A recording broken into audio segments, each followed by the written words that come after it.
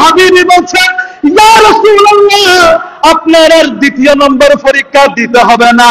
আমি ইয়ামানের বাদশা, আজকে মক্কার জমিনে ঘোষণা দিয়ে দিলাম, আপনি হচ্ছেন শেষ নবী, নবী রাহমাতাল লিল আলামিন। আবু জাহেলের একজন বন্ধু ছিল ইয়ামেনের বাদশা মালিকে হাবিবি। মালিকে হাবিবি তখন ইয়ামেনের কি ছিল? বাদশা ছিল। আবু জাহেল ও ইয়ামেনের বাদশাকে মক্কার জমিনের মধ্যে দাওয়াত দিয়ে আনলেন আমার নবীর সাথে মুনাজারা করার জন্য। আমার নবীর সাথে কি করার জন্য? নবীর সাথে কি মুনাজারা করার শব্দ আসেনি? হ্যাঁ, শব্দ আছে। কারণ তখন আবু জাহেল মালিকে হাবিবি ইয়ামানের বাদশা। কিসের বাদশা? ইয়ামানের বাদশা। আবু জাহেল ইয়ামানের বাদশার নিকট চিঠি প্রেরণ করলেন, বন্ধু, আমার ভাতিজা নাকি ইসলাম ধর্ম প্রচার করছে। কিসের ধর্ম? ইসলাম ধর্ম। তুমি তো ইয়ামানের বাদশা, তুমি একটু মক্কার জমিনে এসে নবী মুহাম্মদের সাথে কথা বলে দেখো কি সমস্যা, কি বলতে চাই। ইয়ামানের বাদশা তখন সাথে সাথে আবু জাহেলের চিঠি পেয়ে মক্কার জমিনের দিকে রওনা হয়ে গেলেন সাঙ্গ পাঙ্গ নিয়ে। যখন মালিক হাবিবি মক্কার জমিনের মধ্যে প্রবেশ করলেন, সাথে সাথে আমার নবীর দরবারে গেলেন। সুবহানাল্লাহ।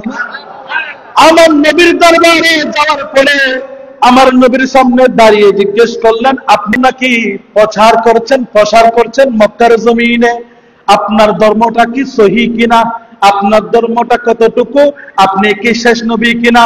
আপনি নবী তো বলছেন, আনা খাতামুন নবী লা নবিয়্যা বাদি। আপনি নাকি বলছেন আপনি শেষ নবী।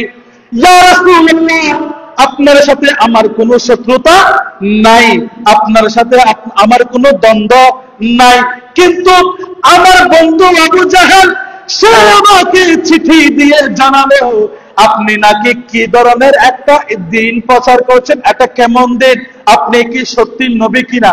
মালিকে হাবিবি কাকে জিজ্ঞেস করছে? আমার নবীকে জিজ্ঞেস করছে।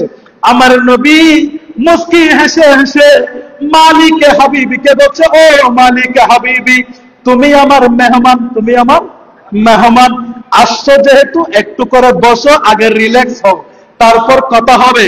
এরপর মালিকে হাবিবি অনেক গরম, না বসার সময় নাই, আগে আমার জানতে হবে আপনি শেষ নবী কিনা। সুবহানাল্লাহ বলবেন না? তখন মালিকে হাবিবি বলছেন, ইয়া রাসূলুল্লাহ, আমি মালিকে হাবিবি কিন্তু এখনো ইসলাম ধর্মের অনুসারী নয়, কিন্তু আমি যেহেতু এসেছি আপনার কাছে দুইটা প্রশ্ন করব। কয়টা? উত্তর দেন না। কয়টা? মালিকে হাবিবি বলছে দুইটা প্রশ্ন করব। কয়টা? দুইটা। আমার নবী বলছেন, ও মালিকে হাবিবি, করো করো, প্রশ্ন করো। ইয়া রাসূলুল্লাহ, সর্বপ্রথম প্রশ্ন হচ্ছে, আপনি যদি সত্যিকারের নবী হয়ে থাকেন, কি নবী হয়ে থাকেন? সত্যি নবী হয়ে থাকেন, তাহলে আজকে যেহেতু 14 তারিখের রাত আমাদের মধ্যে আসবে, আজকে যেহেতু পূর্ণিমার চাঁদ উদয় হবে, আপনি যদি সত্যি নবী হয়ে থাকেন, আজকে রাতে খোলা মাঠের মধ্যে অবস্থান করে সবাই উপস্থিত থাকবে। আপনি যদি সত্যি নবী হয়ে থাকেন, ছাদকে 2 টুকরো করে দেখাতে হবে। বলেন না সুবহানাল্লাহ। আমার নবী মুস্কে হেসে বলছে, ও মালিকে হাবিবি, এই কথা নেই? বলে, হ্যাঁ এই কথা। তাহলে অপেক্ষা করো রাত হওয়ার জন্য। যখন রাত হয়ে গেল, মাঠের মধ্যে সবাই উপস্থিত, মাঠের মধ্যে সবাই উপস্থিত। আবু জাহেল ভিতরে ভিতরে বলে, আজকে বড়া খাবে মোহাম্মদ জাদুঘর। নাউজুবিল্লাহ বলবেন না? বলে, মোহাম্মদ কিভাবে পারে, আজকে দেখা যাবে। চাচা তো হাজার হলো, শত্রুতা তো করবেন। এখন আমার নবী যখন দেখলো চাঁদ উদিত হলো, পুরা মক্কার জমিন পুরো আলোকিত হয়ে গেল। সুবহানাল্লাহ। তখন আমার নবী সাথে সাথে মালিকে হাবিবিকে বলল, ও মালিকে হাবিবি, তোমার প্রশ্ন ছিল আমি যদি নবী হয় ছাদকে কি করা? 2 টুকরো করা। তুমি একটু অপেক্ষা করো, আমি নবী ছাদকে দ্বিখণ্ডিত করতে হবে না, আমি নবী অর্ডার দেওয়ার আগে চাঁদ 2 টুকরো হয়ে যাবে। বলেন সুবহানাল্লাহ। সাথে সাথে মালিকে হাবিবি বলল, তাহলে আর দেরি কেন, আপনি প্রথম পরীক্ষা দিয়ে দেন। আমার নবী শাহাদাতের আঙ্গুল তুলতে দেরি ছাদ দ্বিখণ্ডিত হতে দেরি না।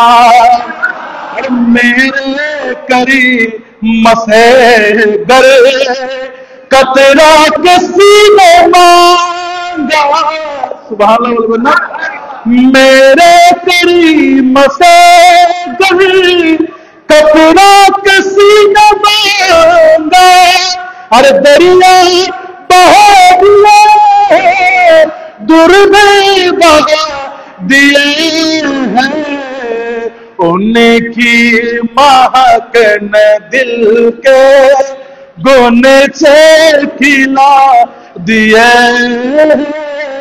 जिस राह चल दिए हैं पहुंचे बसा दिए हैं। সাথে মালিক হাবিবি তাজ্জব হয়ে গেল, এটা কি দেখালো, এটা কি দেখালো।